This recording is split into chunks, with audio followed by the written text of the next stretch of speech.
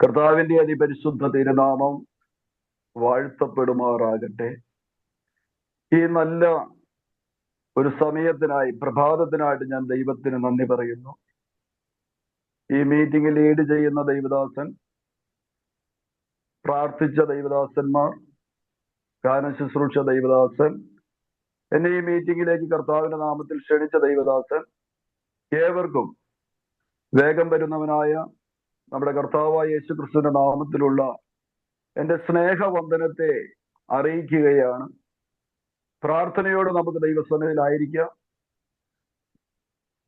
നമുക്ക് ലഭിച്ചിരിക്കുന്ന ഈ അവസരത്തിൽ നമ്മുടെ ക്രിസ്തീയ ജീവിതത്തിൽ നന്മയ്ക്ക് കാരണമാകുന്ന പല അനുഭവങ്ങളും ദൈവത്തിന്റെ പരിശുദ്ധാത്മാവ് നമുക്ക് തരട്ടെ എന്ന് ഞാൻ കർത്താവിനോട് പ്രാർത്ഥിക്കുന്നു. ക്രിസ്തീയ ജീവിതം വലിയ പ്രതിസന്ധികളിലൂടെ കടന്നു പോകുന്ന ഒരു കാലഘട്ടത്തിലാകുന്നു ഞാനും നിങ്ങളും. എവിടെ നോക്കിയാലും നമ്മുടെ വിശ്വാസ ജീവിതത്തിന് നേരെ അനേക പ്രതിസന്ധികൾ, പ്രത്യേക ഇന്ത്യ മഹാരാജ്യത്തും സംസ്ഥാനത്തിന്റെ വിവിധ ഭാഗങ്ങളിലൊക്കെയും കടന്നു വരുമ്പോൾ അതിന്റെ മധ്യേ നമ്മുടെ വിശ്വാസം ഉറപ്പും ധൈര്യവും ഉള്ളതായിരിക്കണമെങ്കിൽ നമ്മുടെ വീണ്ടെടുപ്പുകാരനായ ക്രിസ്തുവിന്റെ മുഖത്തേക്കുള്ള ആ നോട്ടം എപ്പോഴും നമ്മുടെ ജീവിതത്തിൽ ഉണ്ടായിരിക്കണം. എന്നാൽ കർത്താവ് ഇതൊക്കെയും നമ്മളോട് പറഞ്ഞിട്ടുണ്ട്. പച്ചമരത്തോട് ഇങ്ങനെ ചെയ്യുന്നുവെങ്കിൽ ഉണക്കമരത്തിന്റെ സ്ഥിതി എന്തായിരിക്കും? യെരൂശലേം നിവാസികളെ ഓർത്തുകൊണ്ട് കർത്താവ് പറഞ്ഞത്, നിങ്ങൾ എന്നെ ചൊല്ലി കരയണ്ട, നിങ്ങളെയും നിങ്ങളുടെ മക്കളെയും ഓർത്ത് കരയുവിൻ. കർത്താവിന്റെ വരവെങ്കിൽ ഈ ഭൂമിയിൽ വിശ്വാസം കണ്ടെത്തുമോ എന്നുള്ള ഒരു സംശയം, അല്ലെങ്കിൽ കണ്ടെത്തുമോ എന്നുള്ളൊരു ചോദ്യം ചോദിച്ചുകൊണ്ടാണ് നമ്മുടെ കർത്താവ് നമ്മളോട് ഈ വിശ്വാസ ജീവിതത്തിൽ ഉറപ്പും ധൈര്യവും ഉള്ളവരായിരിക്കുവാൻ പറഞ്ഞിരിക്കുന്നത്. ഈ വേദിയിൽ അനേക ദൈവദാസന്മാർ ഉള്ളതിനായിട്ട് ഞാൻ ദൈവത്തിന് നന്ദി പറയുന്നു. അവരുമായിട്ട് വചനം ഷെയർ ചെയ്യുമ്പോൾ നമുക്ക് ഒരുമിച്ച് ഈ വചനത്തെ ശുശ്രൂഷിക്കുവാൻ ദൈവം ഭാഗ്യം തരികയാണല്ലോ. ഞാൻ ഇന്ന് കർത്താവിന്റെ നാമത്തിൽ നമുക്ക് ഒരുമിച്ച് പങ്കുവയ്ക്കുവാൻ എടുക്കുന്ന വാക്യം മത്തായിയുടെ സുവിശേഷം 6-ാം അധ്യായത്തിൽ 12-ാം വാക്യമാണ്. അത് ഇപ്രകാരമാണ്: ഞങ്ങളുടെ കടക്കാരോട് ഞങ്ങൾ ക്ഷമിച്ചിരിക്കുന്നത് പോലെ ഞങ്ങളുടെ കടങ്ങളെ ഞങ്ങളോട് ക്ഷമിക്കണമേ. ക്ഷമ എന്ന ഒരു വാക്യത്തെ, അല്ലെങ്കിൽ ക്ഷമ എന്ന ആ കാര്യത്തെ ഓർമ്മപ്പെടുത്തിക്കൊണ്ടാണ് ഇന്ന് നിങ്ങളുമായി പങ്കുവെക്കുവാൻ, നമുക്ക് ഒരുമിച്ച് കർത്താവിന്റെ വചനം ഷെയർ ചെയ്യുവാൻ ഞാൻ ആഗ്രഹിക്കുന്നത്. കർത്താവിന്റെ ഗിരിപ്രഭാഷണമായ എന്നറിയപ്പെടുന്ന 5, 6, 7 അധ്യായങ്ങളിൽ 108 വാക്യങ്ങളോളം പുതിയ നിയമവിശ്വാസിക്കുള്ള ചെറുതും വലുതുമായ വലിയ കൽപ്പനകളെ നമുക്ക് കാണുവാൻ സാധിക്കും. അനേക അന്യമതസ്ഥരെയൊക്കെയും ആകർഷിച്ചതും ക്രിസ്തുവിനെ അവരുടെ ജീവിതത്തിൽ വെളിപ്പെട്ടതൊക്കെയും കർത്താവിന്റെ ഗിരിപ്രഭാഷണം അവർ വായിക്കുകയും ധ്യാനിക്കുകയും ചെയ്തതാണ്. എന്നാൽ നിർഭാഗ്യവശാൽ ഞാൻ പറയുന്നത്, അല്പം അതിരുകടന്നു പോയിരുന്നാൽ അത് ദുഃഖത്തിന് കാരണമായി തീരരുത്. ഇന്ന് ക്രിസ്ത്യാനികളുടെ ജീവിതത്തിൽ ഈ വാക്യങ്ങൾക്ക് എത്രമാത്രം പ്രാധാന്യമുണ്ട് എന്ന് ചോദിച്ചാൽ അത് പരിശോധിക്കേണ്ട വിഷയമാണ്. അന്ന് ഗിരിപ്രഭാഷണം 2000 വർഷം മുമ്പ് കർത്താവ് പരീശന്മാരോടും മഹാപുരോഹിതന്മാരോടും വിളിച്ചു പറയുമ്പോൾ ക്ഷമ എന്തെന്ന് മനസ്സിലാക്കാത്ത ഒരു കാലഘട്ടം എന്ന് വേണമെങ്കിൽ നമുക്ക് വിളിച്ചു പറയാം. താനാണെന്ന് വിചാരിക്കുന്ന, എനിക്കെല്ലാം അറിയാമെന്ന് പറയുന്ന പുരോഹിതന്മാരുടെയും പരീശന്മാരുടെയും ജീവിതത്തിൽ കർത്താവ് ഈ വചനം വിളിച്ചു പറഞ്ഞപ്പോൾ അവിടെ ഉണ്ടായ അസ്വസ്ഥതകളൊക്കെയും നമുക്കറിയാം. എന്നാൽ പ്രിയമുള്ളവരെ, ഇന്ന് ഈ വചനം നാം ശുശ്രൂഷിക്കുമ്പോൾ, വചനം ധ്യാനിക്കുമ്പോൾ, എല്ലാ ദിവസവും പ്രാർത്ഥിക്കുന്ന നമ്മുടെ ജീവിതത്തിൽ, എല്ലാ ദിവസവും സ്റ്റേറ്റിന് വേണ്ടി പ്രാർത്ഥിക്കുന്ന നമ്മുടെ ജീവിതത്തിൽ, എല്ലാ ദിവസവും മഹാഭാരതത്തിന് വേണ്ടി, ഇന്ത്യക്ക് വേണ്ടി, ലോകത്തിന് വേണ്ടി പ്രാർത്ഥിക്കുന്ന നമ്മുടെ ജീവിതത്തിൽ ഈ ഗിരിപ്രഭാഷണമായി 5, 6, 7 അധ്യായങ്ങൾ, അതിലെ വാക്യങ്ങൾ എത്രമാത്രം വിലയേറപ്പെട്ടതാണ്, പ്രാധാന്യമുള്ളതാണ് എന്ന് നാം പരിശോധിക്കുന്നത് നമ്മുടെ ക്രിസ്തീയ ജീവിതത്തിൽ അനുഗ്രഹമായി തീരും. ഈ മത്തായിയുടെ സുവിശേഷം 6-ാം അധ്യായം 12-ാം വാക്യത്തിൽ പറയുന്നത്, ഞങ്ങളുടെ കടക്കാരോട് ഞങ്ങൾ ക്ഷമിച്ചിരിക്കുന്നത് പോലെ ഞങ്ങളുടെ കടങ്ങളെ ഞങ്ങളോട് ക്ഷമിക്കണമേ. 4 പ്രാവശ്യമാണ് ഞങ്ങൾ ഞങ്ങൾ ഞങ്ങൾ ഞങ്ങൾ എന്നതിൽ പറയുന്നത്. പ്രിയമുള്ളവരെ, ക്രിസ്തീയ ജീവിതം വ്യക്തിപരമായിട്ട് മുന്നിലേക്ക് പോകുന്നത് മാത്രമല്ല, അതൊരു കൂട്ടായ്മയുടേതാണ്. ഒരിക്കലും ഒറ്റയ്ക്കല്ല ക്രിസ്തീയ ജീവിതം. അത് ക്രിസ്ത്യാനിയും ക്രിസ്തുവുമായിട്ടുള്ള കൂട്ടായ്മയായിരിക്കണം. ക്രിസ്ത്യാനിയും വിശ്വാസികളും തമ്മിലുള്ള കൂട്ടായ്മയായിരിക്കണം. ആ വ്യക്തിയും കുടുംബവും തമ്മിലുള്ള കൂട്ടായ്മയിലൂടെയാണ് ക്രിസ്തീയ ജീവിതം മുന്നിലേക്ക് കടന്നു പോകേണ്ടത്. അപ്പൊ കൂട്ടായ പ്രവർത്തനത്തിലൂടെ, കൂട്ടായ വ്യക്തി ജീവിതത്തിലൂടെ കടന്നു പോകുമ്പോൾ മാത്രമാണ്, പ്രിയമുള്ളവരെ, ക്ഷമയെന്ന വാക്കിനെ അർത്ഥം കാണുവാൻ നമുക്ക് സാധിക്കുകയുള്ളൂ. എനിക്ക് പ്രസംഗിക്കുവാൻ വളരെ എളുപ്പമാണ്. പക്ഷെ എന്റെ പ്രായോഗിക ക്രിസ്തീയ ജീവിതത്തിൽ ഈ ക്ഷമയ്ക്ക് എത്രമാത്രം പ്രാധാന്യമുണ്ട് എന്ന് ഞാൻ പരിശോധിക്കുന്നത് നല്ലതാണ്. നാം ഓരോരുത്തരും, എന്ന് എനിക്ക് തോന്നുന്നത് 10, 15, 16 പേര് മാത്രമേ ഇതിൽ ഒരുമിച്ചുള്ളൂ. മതി. കർത്താവിന്റെ വചനം പറയുന്നു, 2, 3 പേർ കർത്താവിന്റെ നാമത്തിൽ ഒരുമിച്ച് ചേർന്നാൽ അവരുടെ മധ്യേ കർത്താവുണ്ട്. നിശ്ചയമായും നമ്മുടെ മധ്യേ കർത്താവ് ഉണ്ടല്ലോ. പലപ്പോഴും നാം ഉപദേശം കേൾക്കുന്നവരും ഉപദേശം പറയുന്നവരുമാകുന്നു.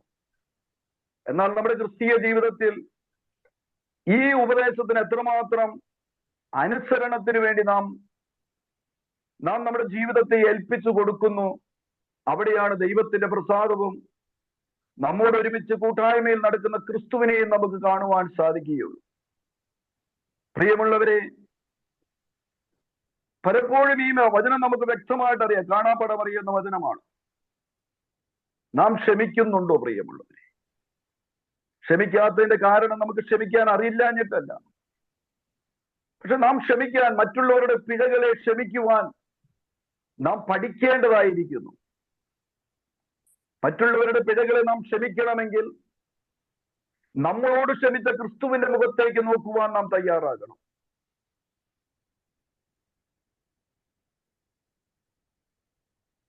നമുക്കറിയാം, ഗിരിപ്രഭാഷണത്തിന്റെ 5, 6, 7 അധ്യായങ്ങൾ വ്യക്തമായി പഠിച്ചു കഴിഞ്ഞാൽ നാശത്തിലേക്ക് പോകുന്ന വാതിലിനെ കുറിച്ച് നമുക്കറിയാം, ജീവങ്കിലേക്ക് പോകുന്ന വാതിലിനെ കുറിച്ച് നമുക്കറിയാം.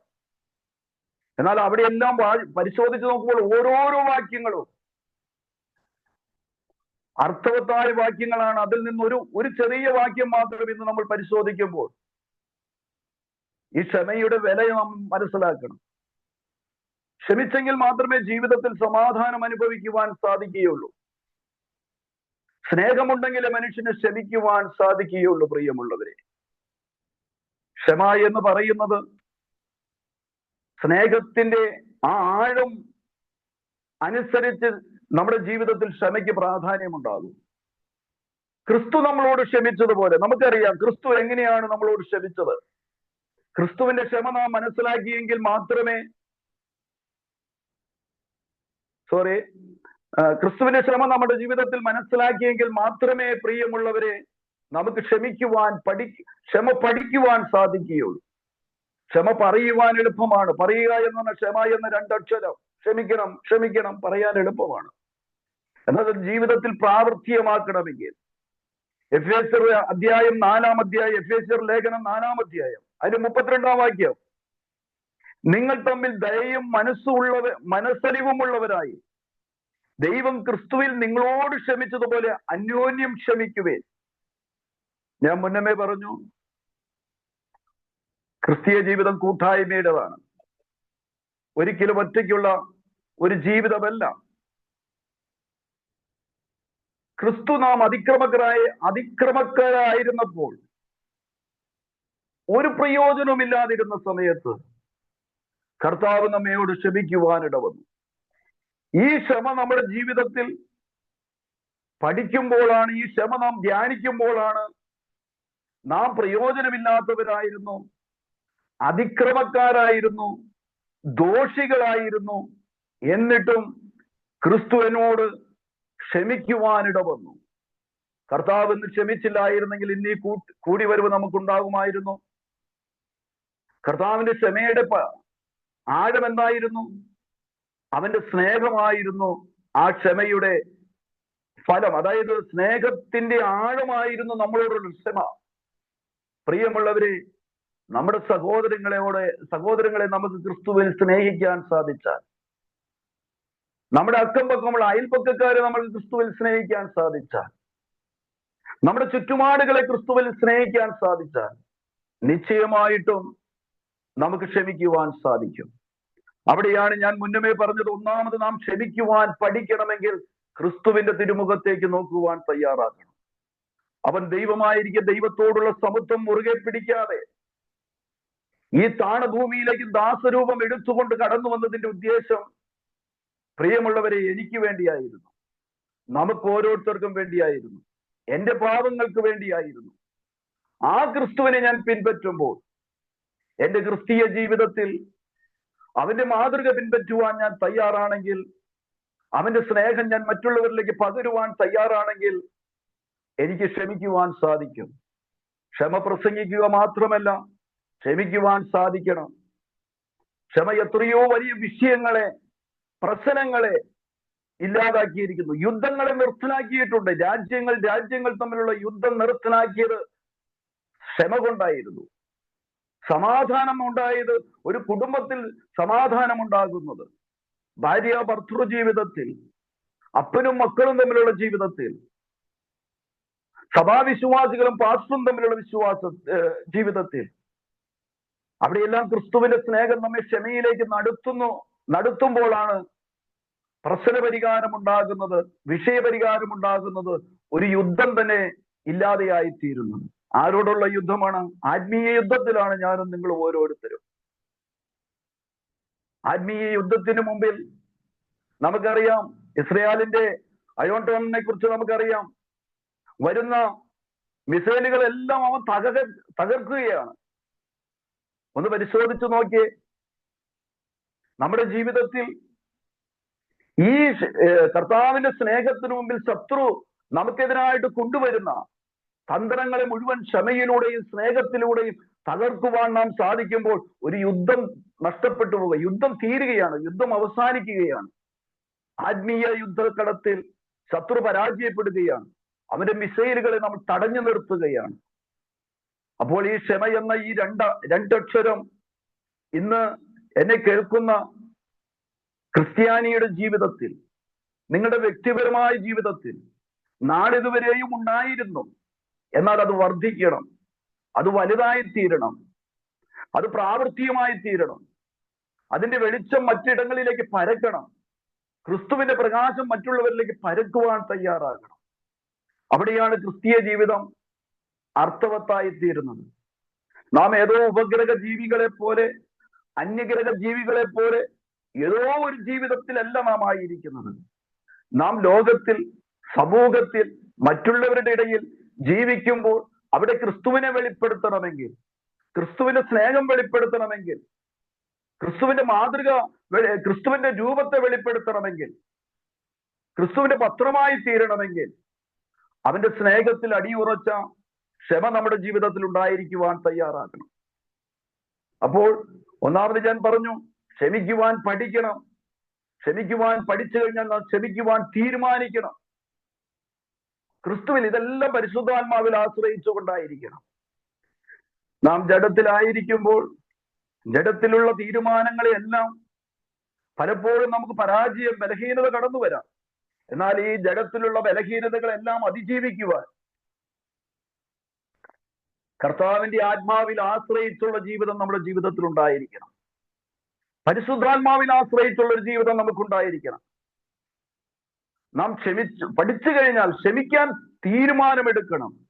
അത് ഞാൻ പറഞ്ഞു തരാം. ലൂക്കോസിന്റെ സുവിശേഷം 17-ാം അധ്യായം അതിന്റെ 3-4 വാക്യങ്ങൾ സൂക്ഷിച്ചുകൊള്ളുവേൻ. സഹോദരൻ പിഴച്ചാൽ അവനെ ശാസിക്കുക, അവൻ മാനസാന്തരപ്പെട്ടാൽ അവനോട് ക്ഷമിക്കുക. ദിവസത്തിൽ 7 വട്ടം നിന്നോട് പിഴയ്ക്കുകയും 7 വട്ടവും നിന്റെ അടുക്കൽ വന്ന് ഞാൻ മാനസാന്തരപ്പെടുന്നു എന്ന് പറയുകയും ചെയ്താൽ അവനോട് ക്ഷമിക്കുക. തമ്പുരാൻ കർത്താവ് ക്ഷമയുടെ പ്രാധാന്യം പറഞ്ഞിരിക്കുക. നമ്മളെപ്പോഴും പറയും 70 വട്ടം എന്നൊക്കെ പറയുമ്പോൾ 7 7 49 490 പ്രാവശ്യം നമ്മൾ ഒരു ദിവസത്തിൽ ക്ഷമിക്കണമെന്ന്. 4 പ്രാവശ്യം ക്ഷമിക്കാൻ നമുക്ക് സാധിക്കുമോ? 2 പ്രാവശ്യം ക്ഷമിക്കുവാൻ നമുക്ക് സാധിക്കുമോ? 1 പ്രാവശ്യം ക്ഷമിക്കുവാൻ നമുക്ക് സാധിക്കുമോ? പ്രിയമുള്ളവരെ, ക്രിസ്തുവിൽ അവൻ എന്റെ സഹോദരനാണ്. എന്റെ സഹോദരനെ ഞാൻ നേടണമെങ്കിൽ, അവൻ മനം തിരിയണമെങ്കിൽ, അവനും മറ്റുള്ളവരോട് ക്ഷമിക്കണമെങ്കിൽ ഞാൻ അവനോട് ക്ഷമിക്കുവാൻ തയ്യാറാണ്. ഞാൻ ക്ഷമിക്കുവാൻ പഠിക്കണം. ഞാൻ ക്ഷമിക്കുവാൻ ധൈര്യപ്പെടണം. ക്ഷമിക്കുവാൻ ധൈര്യപ്പെടുക എന്ന് പറയുമ്പോൾ വളരെ നിസ്സാരമാണെന്ന് നമുക്ക് തോന്നാം പ്രിയമുള്ളവര്. സാധ്യമല്ല. ഇന്ന് പ്രസവിച്ചു വീഴുന്ന 6 മാസമായ ഒരു കുഞ്ഞിന്റെ കയ്യിലേക്ക് ഒരു കളിപ്പാട്ടം കൊടുത്തു കഴിഞ്ഞാൽ, അമ്മ തന്നെ ആ കളിപ്പാട്ടത്തെ ഒന്ന് തിരിച്ചു മേടിച്ചാൽ, അവിടെ കിടന്നലറുന്ന ആ കുഞ്ഞുവാവയെ നമുക്ക് കാണാൻ സാധിക്കും. എവിടെയാണ്? ജഡത്തിന്റെ പ്രവൃത്തി. ജഡം സമ്മതിക്കത്തില്ല. ആ സാധനം തിരിച്ചു കിട്ടുന്നവരെ കാറുന്ന നിലവിളിക്കുന്ന ഒരു കുഞ്ഞിനെ നമുക്ക് കാണാൻ സാധിക്കും. പ്രിയരെ, ഇത് ജന്മസിദ്ധമായി നമ്മുടെ ജീവിതത്തിലേക്ക് കടന്നു വന്നിരിക്കുക. DNA-യിലൂടെ ആദാം പാപം ചെയ്തപ്പോൾ നമ്മുടെ DNA-യിലേക്ക് കടന്നു വന്നിരിക്കുന്ന ഈ വിഷയത്തെ അതിജീവിക്കണമെങ്കിൽ ക്രിസ്തുവിന്റെ ആത്മാവ് നമ്മളിൽ വാസം ചെയ്യുവാൻ തയ്യാറാക്കണം. ഒന്നാമത് ക്ഷമിക്കുവാൻ പഠിക്കുക. 2ാമത് ക്ഷമിക്കുവാൻ തീരുമാനമെടുക്കുക. 3ാമത് ക്ഷമിക്കുവാൻ നാം ധൈര്യപ്പെടണം. പ്രിയമുള്ളത്, ക്ഷമിക്കുവാൻ നമുക്ക് ധൈര്യമുണ്ടായിരിക്കണം. ക്ഷമ എന്ന് പറയുന്നത് വളരെ നിസ്സാരമല്ല. നമ്മുടെ തൊലി ഉരിഞ്ഞു പോകുന്നത് പോലെ ക്ഷമിക്കുക എന്ന് പറഞ്ഞാൽ, ഒരു സഹോദരന്റെ കാലേ കയറി ചവിട്ടിയിട്ട് സോറി എന്ന് പറയുന്നതല്ല ഞാൻ ഉദ്ദേശിച്ച ക്ഷമ. ഇന്ന് മത്സരമാണ് ഭൂമിയിൽ. മനുഷ്യൻ ലോകത്തിലേക്ക് എങ്ങനെ കയറി പോകാമെന്നുള്ള മത്സരത്തിൽ കിടക്കുകയാണ്. നാശത്തിലേക്കുള്ള വാതിൽ തുറന്നു കിടക്കുകയാണ്, വിശാലമായി കിടക്കുകയാണ്. അതിനിടയിലാണ് ഈ ഇടുങ്ങിയും ഞെരുങ്ങിയുമുള്ള ഈ കൊച്ചു വഴികളിലൂടെ തന്നെത്താൻ ത്യജിച്ച് അവന്റെ ക്രൂശമെടുത്ത് യാത്ര ചെയ്യുവാൻ കർത്താവ് എന്നെയും നിങ്ങളെയും ആഹ്വാനം ചെയ്തിരിക്കുന്നത്. ഈ ക്രിസ്തീയ ജീവിതം പ്രയാസത്തിൻ്റെതാണ്, സങ്കടത്തിൻ്റെതാണ്, ഞെരുക്കത്തിൻ്റെതാണ്, മാനഹാനിയുടേതാണ്. നോർത്ത് ഇന്ത്യയിലെല്ലാം വലിയ വിഷയങ്ങൾ ഉണ്ടാകുമ്പോൾ വാട്സപ്പിലൊക്കെയും കാണുമ്പോൾ ഞാൻ ചിന്തിക്കാറുണ്ട്, തെറ്റാണോ ശരിയാണോ, പ്രാർത്ഥിക്കാൻ നമുക്ക് നല്ലതാണ്, ഇങ്ങനെയുള്ള കാര്യങ്ങൾ. കർത്താവ് പറഞ്ഞു എന്തോ വലിയ അതിശയ കാര്യം നമ്മുടെ ജീവിതത്തിൽ സംഭവിക്കുന്നത് പോലെയാണ് നമുക്ക് തോന്നുന്നത്. അല്ല പ്രിയമുള്ളവരെ, ഇതിനപ്പുറം സംഭവിച്ചുകൊണ്ടിരിക്കുക നമ്മുടെ ജീവിതത്തിൽ. അവന് വേണ്ടി രക്തസാക്ഷിയായി തീരുവാൻ, അതിനുവേണ്ടി ജീവൻ മുഴുവനുമായി സമർപ്പിക്കപ്പെടുന്ന ഒരു അനുഭവത്തിലൂടെ കടന്നു പോകുന്ന എന്റെയും നിങ്ങളുടെയും ജീവിതത്തിൽ കടന്നു വരുന്ന പ്രശ്നങ്ങളെ നമ്മൾ ഹൈലൈറ്റ് ചെയ്യേണ്ട ആവശ്യമുണ്ടോ? ക്രിസ്തുവിനെ അവിടെ ഹൈലൈറ്റ് ചെയ്യുക നമുക്ക്. സോറി, ഞാൻ ഈ പറഞ്ഞതിന്റെ അർത്ഥം ആഴം, ക്രിസ്തുവിന്റെ സ്നേഹം എന്റെ ജീവിതത്തിലുണ്ടെങ്കിൽ അവിടെ എനിക്ക് ക്ഷമിക്കുവാൻ സാധിക്കും. ഒരുപക്ഷെ കേരളത്തിൽ ഇരുന്നു കൊണ്ടായിരിക്കാം ഞാനിത് പ്രസംഗിക്കുന്നത്, അത് എളുപ്പമായിരിക്കാം. ഇല്ല, കേരളത്തിലിരിക്കുന്ന ഒരു വിശ്വാസിക്കും, നോർത്ത് ഇന്ത്യയിലെ വിശ്വാസിക്കും, സൗത്ത് ആഫ്രിക്കയിലെ വിശ്വാസിക്കും തനിക്ക് തൻ്റെതായ ജീവിതത്തിന്റെ വിഷയങ്ങൾ കടന്നു വരുന്നുണ്ട്. അന്നത്തെ ദിവസം അന്നത്തെ ദോഷം മതി എന്ന് കർത്താവ് പറഞ്ഞതുപോലെ ആരും ക്രിസ്തീയ ജീവിതത്തിൽ സുഖ സൗകര്യങ്ങളുടെ മുന്നിലേക്ക് കടന്നു പോയിട്ടില്ല. പൗലോസ്ലീഹ പറയുന്നത് പോലെ അനേക കഷ്ടങ്ങളിലൂടെയാണ് നാം ദൈവരാജ്യത്തിൽ പ്രവേശിക്കേണ്ടത്.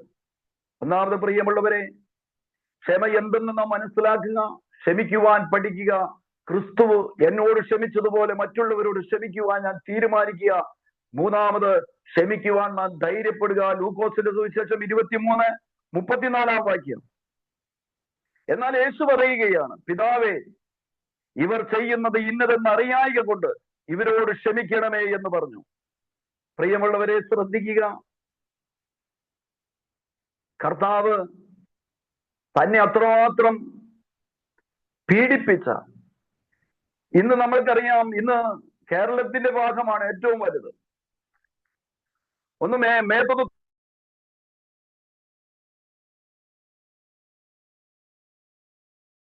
തോണ്ടിയാൽ മതി, അപ്പോൾ പീഡനത്തിന് കേസുമായി പരസ്യയോഗം നടത്തുമ്പോൾ ആരെങ്കിലും അവിടെ നിന്ന് ഒരു ഒച്ച ഉണ്ടാക്കിയാൽ മതി, ഉടനെ യൂട്യൂബിലായി പ്രശ്നമായി, വിഷയമായി, നമ്മൾ എന്തെല്ലാം പ്രശ്നങ്ങളിലൂടെ കടന്നു പോകുന്നത്. ഇവിടെയെല്ലാം ക്രിസ്തുവിന്റെ സ്നേഹമാണോ നമ്മളെ ഭരിക്കുന്നത്? ക്രിസ്തുവിന്റെ വേലയാണോ ഞാൻ ചെയ്യുന്നത്? എന്റെ വേല ചെയ്യുവാൻ വേണ്ടി ഞാൻ ക്രിസ്തുവിനെ മറയാക്കുകയാണോ എന്നൊക്കെയും പരിശോധിച്ചു പോകേണ്ടത് നല്ലതാണ്. ഈ ചുരുങ്ങിയ നിമിഷത്തിൽ ഞാൻ പെട്ടെന്ന് ചില ആശയങ്ങളെ പറഞ്ഞു പോകുമ്പോൾ, പ്രിയമുള്ളവരെ, നാം ശ്രദ്ധിക്കുക. നാം വായിച്ച കുറുവാക്യം വിട്ടുപോകരുത്. നമ്മുടെ പിഴകളെ ഞങ്ങളുടെ കടക്കാരോട് ഞങ്ങൾ ക്ഷമിച്ചിരിക്കുന്ന പോലെ ഞങ്ങളുടെ കടങ്ങളെയും ഞാൻ മറ്റുള്ളവരോട് ക്ഷമിക്കുന്നില്ല എങ്കിൽ എന്റെ കടങ്ങളെ ക്ഷമിക്കുവാൻ, എന്റെ കടങ്ങളെ കുറിച്ച്, എന്റെ പാപങ്ങളെ കുറിച്ച് ഞാൻ ദൈവത്തോട് മാപ്പ് ചോദിക്കുവാൻ, ക്ഷമ ചോദിക്കുവാൻ യോഗ്യതയില്ലാത്തവനാണ്. ധൈര്യപ്പെടുക. കർത്താവ് ക്രൂശിൽ കിടന്നുകൊണ്ട് ശത്രുവിന് വേണ്ടി കൂടി പ്രാർത്ഥിക്കുന്ന നമ്മുടെ കർത്താവിനെ വീണ്ടെടുപ്പുകാരനെ നമുക്ക് കാണുവാൻ സാധിക്കും. ആ ക്രിസ്തുവിലുള്ള ഭാവം, ക്ഷമിക്കുവാനുള്ള ധൈര്യം നാം പ്രാപിച്ചെടുക്കട്ടെ. അതാണ് ദൈവത്തിന് പ്രസാദം.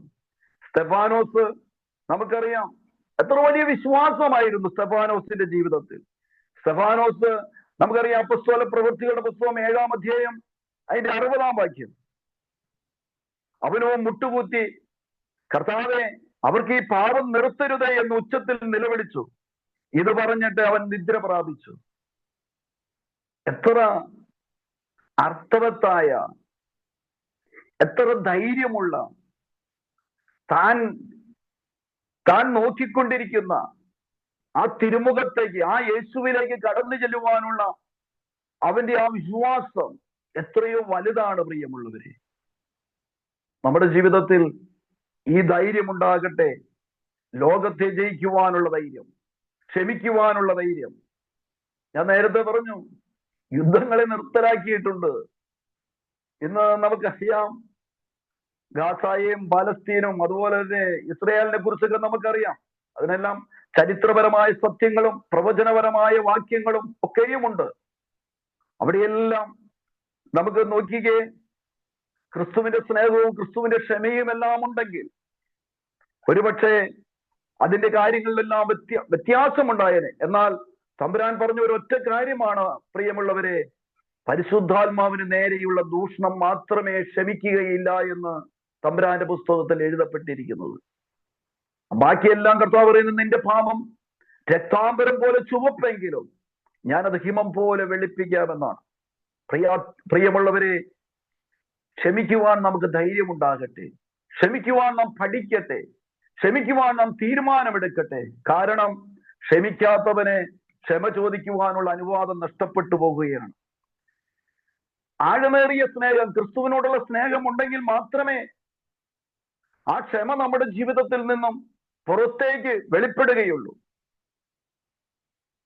ക്രിസ്തുവിന്റെ സ്നേഹത്തെ, അല്ലെങ്കിൽ ക്രിസ്തുവിന്റെ ക്ഷമയെ, ക്രിസ്തുവിന്റെ ഭാവമൊക്കെയും നമ്മുടെ ജീവിതത്തിൽ കടന്നു വരണമെങ്കിൽ നമുക്ക് വേണ്ടി ക്രൂശിക്കപ്പെട്ട പാടുവിടകൾ സഹിച്ച, ക്രൂശിൽ മരിച്ചുദ്ധാനം ചെയ്ത ക്രിസ്തുവിനെ ധ്യാനിക്കുവാൻ നാം തയ്യാറാകണം. ഞാൻ നേരത്തെ പറഞ്ഞു, പ്രസംഗിക്കുവാൻ എനിക്ക് എളുപ്പമാണ്, ഉപദേശിക്കുവാൻ എനിക്ക് എളുപ്പമാണ്. എന്നാൽ എൻ്റെ ക്രിസ്തീയ ജീവിതത്തിൽ ഇതുണ്ടോ എന്ന് പരിശോധിക്കാനാണ്. പലപ്പോഴും എത്രയോ പ്രാർത്ഥനകളാണ്, കുടുംബ പ്രാർത്ഥനകളാണ്, പ്രിയമുള്ളവരെ, ഇവൻ നഷ്ടപ്പെടുത്തി കളഞ്ഞത്. ഈ ക്ഷമ എന്ന വാക്ക് നമ്മുടെ ജീവിതത്തിൽ ക്രിസ്തുവിന്റെ സ്നേഹത്തിന്റെ ഫലമായി നമ്മുടെ ജീവിതത്തിലേക്ക് കടന്നു വരുവാനുള്ള താമസം, ക്ഷമിക്കുവാനുള്ള താമസം നമ്മുടെ ജീവിതത്തിൽ കടന്നു വരരുത്. ഇവര് തെറ്റ് നമ്മുടെ ജീവിതത്തിൽ വന്നു കഴിഞ്ഞാൽ, പരിശുദ്ധാത്മാവ് നമ്മെ ഓർമ്മപ്പെടുത്തിയാൽ അതിനുവേണ്ടി സമയത്തെ വേർതിരിച്ച് മാറ്റിവെക്കരുത്. നാം നമ്മുടെ സഹോദരനുമായിട്ട് രമ്യപ്പെടുവാൻ തയ്യാറാകണം. എത്രയോ സഭായോഗങ്ങളെ ഇവൻ നഷ്ടപ്പെടുത്തി കളഞ്ഞു. എത്രയോ സഭകളെ ഇവൻ ചിതറിച്ചു കളഞ്ഞു. എത്രയോ കുടുംബങ്ങളെ ഇവൻ അടർത്തി കളഞ്ഞു, പ്രിയമുള്ളവർ, തകർത്തു കളഞ്ഞു, പ്രിയമുള്ളവരെ. ആ ക്രിസ്തുവിന്റെ സ്നേഹത്തിൽ നമുക്ക് ക്ഷമിക്കുവാൻ പഠിക്കാം, ക്ഷമിക്കുവാൻ തീരുമാനമെടുക്കാം, ക്ഷമിക്കുവാൻ ധൈര്യമുണ്ടാകട്ടെ. നാം ക്ഷമ ചോദിക്കുന്നവരായി തീരട്ടെ. നമുക്ക് പരിശോധിച്ച് നോക്കുമ്പോൾ ഉൽപ്പത്തി പുസ്തകത്തിലേക്ക് കടന്നു ചെല്ലുമ്പോൾ അതിന്റെ 33-ാം അധ്യായത്തിൽ 7 മുതലുള്ള വാക്യത്തിൽ നമുക്കറിയാം 2 സഹോദരങ്ങളെ കാണാൻ സാധിക്കും, യാക്കോബിനെയും ഏശാവിനെയും. ഓടിപ്പോയതാ പേടിച്ചുകൊണ്ട്. യാക്കോബിന്റെ ഓട്ടമെല്ലാം എത്ര പേടിയായിരുന്നു യാക്കോബ്. ഏശാവ് പുറകിൽ കടന്നു വരുന്നുണ്ട്, ഒരു കൊലപാതകനെ പോലെ, ഒരു അക്രമിയെ പോലെ സഹോദരന്റെ പുറകിലേക്ക് ഓടി വരികയാണ്. കയ്യിൽ കിട്ടിയാൽ അന്ന് നഷ്ടപ്പെട്ടു പോകും. ഇന്നും അങ്ങനെയല്ലേ നമ്മുടെ എല്ലാ ജീവിതത്തിൽ? നാം പുറത്തുള്ളവർ നമ്മളോട് ഇടപെടുമ്പോൾ നമ്മൾ എത്ര ധൈര്യത്തോടും വീറോടും വാശിയോടൊക്കെയും അതിനെ ഹൈലൈറ്റ് ചെയ്ത് കാണിക്കുമ്പോൾ, എൻ്റെ വ്യക്തിപരമായ ജീവിതത്തിൽ എന്നോടൊരുമിച്ച് കൂടെ ഇരുന്ന് പ്രാർത്ഥിക്കുന്ന, എന്നോടൊരുമിച്ച് കർത്താവിന്റെ മേശയിൽ പങ്കെടുക്കുന്ന എൻ്റെ സഹോദരനുമായിട്ടുള്ള എൻ്റെ കൂട്ടായ്മയുടെ ആഴം അത് സ്നേഹത്തിൻ്റെതാണോ, ക്ഷമയുടേതാണോ, ക്രിസ്തുവിന്റെ ഭാവത്തിൻ്റെതാണോ എന്നൊക്കെ നാം പരിശോധിക്കണം. യാക്കോബ് തിരിച്ചു വരികയാണ്. തിരിച്ചു വന്നപ്പോൾ യാക്കോബിന് മനസ്സിലായി, എൻ്റെ സഹോദരനെ ഞാൻ നേടണമെങ്കിൽ ഇവിടെ വേറെ ഒരു കളിയും നടക്കുകയില്ല. അവന്റെ മുമ്പിൽ ക്ഷമ പറയുകയല്ലാതെ, അവന്റെ മുമ്പിൽ ഞാൻ തെറ്റിനെ കുറിച്ച് മാനസാന്തരപ്പെട്ട് അവനോട് ഏറ്റുപറയുകയല്ലാതെ. യാക്കോബ് എത്രയോ നല്ലൊരു മനുഷ്യനായിട്ട് നമുക്കവിടെ കാണാൻ സാധിക്കും. യജമാനനെ എന്ന് പറഞ്ഞുകൊണ്ട് തന്റെ സഹോദരന്റെ അടുക്കിലേക്ക് കടന്നു ചെല്ലുമ്പോൾ ഏശാവിനെ നമ്മൾ ശ്രദ്ധിച്ചു നോക്കിയേ. കെട്ടിപ്പിടിച്ചുകൊണ്ട് കഴുത്തിന് മുത്തമിടുമ്പോൾ സ്നേഹത്തിന്റെ, ക്ഷമയുടെ, കൂട്ടായ്മയുടെ, സഹോദര സ്നേഹത്തിന്റെ വലിയൊരു അടയാളത്തെ നമുക്ക് അവിടെ കാണാൻ സാധിക്കും. പ്രിയമുള്ളവരെ, ഇത് നമ്മുടെ ക്രിസ്തീയ ജീവിതത്തിൽ ഉണ്ടാകട്ടെ. യജമാനെ, നിന്റെ മുഖം ദൈവത്തിന്റെ മുഖം കാണുന്നത് പോലെ ഞാൻ കാണുന്നു എന്ന് പറയുന്ന ഒരു ഏശാവിനെ നമുക്ക് കാണാൻ സാധിക്കും. പ്രിയമുള്ളവരെ, ദൈവത്തിന്റെ മുഖം കാണുന്ന പോലെ നമ്മുടെ മുഖത്തെ മറ്റുള്ളവർ കാണണമെങ്കിൽ നാം അവരുടെ അടുക്കിലേക്ക് കടന്നു ചെല്ലുവാൻ, അവരുടെ കുറവുകളായിരിക്കട്ടെ പ്രിയമുള്ളവരെ, മറ്റുള്ളവരുടെ കുറവുകളെ ആയിരിക്കട്ടെ, നാം ക്ഷമിക്കുവാൻ തയ്യാറ്. നമ്മുടെ കുടുംബത്തിൽ, നമ്മുടെ സഭയിൽ, നമ്മുടെ ചുറ്റുപാടുകളിൽ, നമ്മുടെ തൊഴിൽ മേഖലകളിൽ എല്ലായിടത്തും ക്ഷമ പറയുവാൻ, ക്ഷമ ചോദിക്കുവാൻ, ചോദിക്കുവാനൊക്കെയും നമുക്ക് ധൈര്യമുണ്ടാകട്ടെ എന്ന് കർത്താവിന്റെ നാമത്തിൽ ഞാൻ പറഞ്ഞ് ആ ഭാഗത്ത് വിടുകയാണ്. അഞ്ചാമത് ഞാൻ 4 കാര്യങ്ങൾ പറഞ്ഞു. 4 കാര്യങ്ങൾ നിങ്ങൾ ഒന്ന് ക്ഷമിക്കാൻ പഠിക്കണം, ക്ഷമിക്കാൻ തീരുമാനിക്കണം, ക്ഷമിക്കാൻ ധൈര്യപ്പെടണം, ക്ഷമ ചോദിക്കുവാൻ തയ്യാറാക്കണം. കാരണം ക്ഷമയില്ലാതെ ക്രിസ്തീയ ജീവിതം മുന്നിലേക്ക് കടത്തിക്കൊണ്ടുപോകാമെന്ന് പറഞ്ഞാൽ മടിശീല കത്താതെ തീക്കനൽ കൊണ്ടുപോകുന്നതിന് തുല്യമാണ്. ക്ഷമയില്ലാതെ നിങ്ങളുടെ സ്നേഹത്തെ, നമ്മുടെ സ്നേഹത്തെ മറ്റുള്ളവരിലേക്ക് പ്രകടിപ്പിക്കുവാൻ നമുക്ക് സാധിക്കുമോ? അത് കപടമല്ലേ പ്രിയമുള്ളവരെ? ഞാൻ മറ്റുള്ളവരെ സ്നേഹിക്കുന്നുണ്ടെങ്കിൽ തീർച്ചയായിട്ടും ആ സ്നേഹത്തെക്കാൾ വലുതായി ഒന്നുമില്ലാത്തത് കൊണ്ട് ക്ഷമിക്കുവാൻ എനിക്ക് സാധിക്കും. ഏതൊരാളുടെ ജീവിതത്തിലും അവൻ ക്ഷമിക്കുമ്പോൾ അവന്റെ ഉള്ളിലേക്ക് സമാധാനം കണ്ടെത്തുകയാണ്. രാത്രിയുടെ യാമങ്ങളിൽ ഉറക്കമില്ലാതെ ഒരു പ്രശ്നമുണ്ടാകുമ്പോൾ, തലേ ദിവസം ഉണ്ടായ ഒരു പ്രശ്നമാണെങ്കിൽ അങ്ങോട്ടും ഇങ്ങോട്ടുമൊക്കെയും തലയിണയിൽ മാറിയും മറിഞ്ഞും കിടന്ന് ഉറക്കം നഷ്ടപ്പെടുന്ന അനുഭവത്തിൽ ഒരു ക്ഷമ ക്രിസ്തുവിന്റെ സ്നേഹത്തിൽ അടിസ്ഥാനപ്പെട്ടതായിരിക്കണം. പരിശുദ്ധാത്മാവ് നമ്മെ ഉത്സാഹിപ്പിക്കുന്നതായിരിക്കണം. നമ്മൾ രാത്രിയിൽ തീരുമാനമെടുക്കുക, എന്റെ സഹോദരനെ കാണുമ്പോൾ ഞാൻ രമ്യപ്പെടും. എന്റെ സഹോദരനോട് ഞാൻ ഒരു ഫോൺ കോളിലൂടെ, ഇന്ന് എത്രയോ എളുപ്പമാണ്. അങ്ങ് അമേരിക്കയിൽ ഇരിക്കുന്ന സഹോദരനോട് എന്റെ അമ്മയുടെ, ഞാനും എന്റെ സഹോദരനും ജനിച്ച ആ ഒരേ അമ്മയുടെ ഒരേ അപ്പന്റെ മക്കളോട് നമുക്ക് ക്ഷമിക്കുവാൻ ഒരു ഫോൺ കോൾ മതി. എന്താണ് സഹോദര, എത്രയോ നാളുകളായി നമ്മളൊന്ന് കണ്ടിട്ട് കേട്ടിട്ട് വിളിച്ചിട്ട്. ക്രിസ്തുവിന്റെ സ്നേഹം അവരിലേക്ക് പകരപ്പെടട്ടെ പ്രിയമുള്ളവരെ. സന്തോഷവും സമാധാനവും നമുക്ക് തിരികെ കിട്ടണമെങ്കിൽ നാം ക്ഷമിക്കുവാൻ തയ്യാറാകണം. നമുക്കറിയാം ഈ UN-ന്റെ ഉച്ചകോടിയൊക്കെ കൂടുമ്പോൾ അവിടെയെല്ലാം ഇപ്പൊ നമുക്കറിയാം നമ്മുടെ മോദി ചൈനയിലും അതുപോലെ പുടിനെല്ലാം കാണാൻ കടന്നു ചെല്ലുമ്പോൾ അവിടെയെല്ലാം തന്റെ ഈഗോയെ ഇറക്കി വെച്ചെങ്കിൽ മാത്രമേ അവരെ കാണുവാൻ സാധിക്കുകയുള്ളൂ. ഞാനത് ലോകപരമായിട്ടുള്ള കാര്യം പറയുക. അവിടെ കൈ കൊടുക്കാനോ അല്ലെങ്കിൽ ഒന്ന് ഒരുമിച്ച് കൂടി നിൽക്കാനോ ഒക്കെ സാധിക്കണമെങ്കിൽ അതിന്റെ ഉള്ളിലും ക്ഷമയുണ്ടായിരിക്കണം. അത് ക്രിസ്തുവിന്റെ സ്നേഹത്തിലൂടെ ഉള്ളതല്ല. ലോക മനുഷ്യന് പോലും ഒരുമിച്ചുള്ള ഒരു കൂട്ടായ്മ കിട്ടണമെങ്കിൽ അവൻ ക്ഷമിക്കുവാൻ തയ്യാറാക്കണം. പ്രിയമുള്ളവരെ, നമ്മുടെ ജീവിതത്തിൽ അതുണ്ടാകട്ടെ. തീർന്നില്ല പ്രിയമുള്ളവരെ. അഞ്ചാമതായിട്ട്, സമയത്തിന്റെ ക്ലിപ്തതയിൽ ഉറച്ചു നിന്നുകൊണ്ട് ഞാൻ പറയട്ടെ, നാം മറ്റുള്ളവർക്ക് വേണ്ടി ഇടിവിൽ നിൽക്കുവാൻ തയ്യാറാക്കണം. മറ്റുള്ളവരുടെ കുറവുകളെ ദൈവമേ ക്ഷമിക്കണമേ എന്ന് എന്റെ കുറവുകളെ ഞാൻ ക്ഷമിക്കുവാൻ പറയുന്നത് പോലെ തന്നെ കർത്താവിന്റെ വചനമുണ്ട്, നീ മറ്റുള്ളവരുടെ കുറവുകളെ ക്ഷമിക്കുന്നില്ല എങ്കിൽ നിന്റെ കുറവുകളെ ക്ഷമിക്കുകയില്ല. ഇന്ന് ക്രിസ്ത്യാനി ഏറ്റവും കൂടുതൽ പേടിക്കുന്ന ഒരു പ്രാർത്ഥന, അല്ലെങ്കിൽ ധ്യാനിക്കാൻ പേടിക്കുന്ന പ്രാർത്ഥന സ്വർഗസ്ഥനായ പിതാവേ എന്നുള്ള പ്രാർത്ഥനയാണോ എന്നെല്ലാം ഇടയ്ക്കൊക്കെ ഞാൻ പരിശോധിച്ചിട്ടുണ്ട്. അതിൽ എഴുതിയിരിക്കുക, നീ മറ്റുള്ളവരോട് ക്ഷമിക്കുന്നില്ല എങ്കിൽ നിന്റെ പിഴകളെയും സ്വർഗസ്ഥനായ പിതാവ് ക്ഷമിക്കുകയില്ല. നീ മറ്റുള്ളവരുടെ പിഴകളെ ക്ഷമിക്കുന്നു എങ്കിൽ, മറ്റുള്ളവരുടെ പിഴകളെ നീ ക്ഷമിക്കുന്നുവെങ്കിൽ നിന്റെ പിഴകളെയും സ്വർഗസ്ഥനായ പിതാവ് ക്ഷമിക്കുമെന്ന്. പ്രിയരെ, മറ്റുള്ളവരുടെ കുറവുകൾക്ക് വേണ്ടി ഇടിവിൽ നിൽക്കുവാൻ മോശ കർത്താവിന്റെ സന്നിധിയിലേക്ക് നമുക്കറിയാം. പുറപ്പാട് പുസ്തകത്തിൽ 32-ാം അധ്യായം 31 മുതൽ 33 വരെയുള്ള വാക്യങ്ങളിൽ നമുക്കറിയാം. ഞാൻ വായിക്കുന്നില്ല, സമയത്തിന്റെ ക്രമീകരണത്തിന്മേൽ ഉറച്ചു നിൽക്കുന്നത് കൊണ്ട്. മോശ പറയേ, അവരുടെ പാപങ്ങളെ ക്ഷമിക്കണമേ എന്ന്. മോശ ഇടിവിൽ നിൽക്കുന്ന ഒരു വലിയ പാസ്റ്ററെ, വലിയ ഇടയനെ, 6 ലക്ഷത്തിൽ ചില്ലാൻ ജനത്തെ മുന്നിലേക്ക് നടത്തിക്കൊണ്ടുപോയ ആ മോശയെ നമുക്ക് കാണുമ്പോൾ പ്രിയമുള്ളവരെ, ഇടിവിൽ നിന്ന് പ്രാർത്ഥിക്കുവാൻ തയ്യാറാകണം. നമ്മുടെ കുടുംബത്തിന് വേണ്ടി, അയൽപക്കത്തിന് വേണ്ടി, സഹോദരന് വേണ്ടി, സഹോദരിക്ക് വേണ്ടി, ദൈവദാസന്മാർക്ക് വേണ്ടി, സഭയ്ക്ക് വേണ്ടി ഇടിവിൽ നിന്ന് പ്രാർത്ഥിച്ചുകൊണ്ട് ഒരു വലിയ ദൈവസ്നേഹത്തിന്റെ ക്രിസ്ത്യാനിയായി തീരുവാൻ, ദൈവസ്നേഹത്തിന്റെ ഉറപ്പുള്ള ധൈര്യമുള്ളവനായി തീരുവാൻ സർവശക്തനായ ദൈവം നമ്മെ ഓരോരുത്തരെയും സഹായിക്കട്ടെ എന്ന് ക്രിസ്തുവിന്റെ നാമത്തിൽ ഞാൻ ഓർമ്മപ്പെടുത്തുകയാണ്. പ്രിയമുള്ളവരെ, ശ്രദ്ധിക്കുക. നമുക്ക് വേണ്ടി പാടുപീടുകൾ സഹിച്ചു ക്രൂശിൽ മരിച്ചു ഉദ്ധാനം ചെയ്ത നമ്മുടെ കർത്താവായ യേശു ക്രിസ്തു വീണ്ടും വരാറായിരിക്കുക. അവൻ വേഗം വരികയാ. അടുത്ത നിമിഷം വരാം, ഇന്ന് വരാം, ഒരു പക്ഷേ ഈ ആശീർവാദത്തിന് മുമ്പേ കടന്നു വരാം.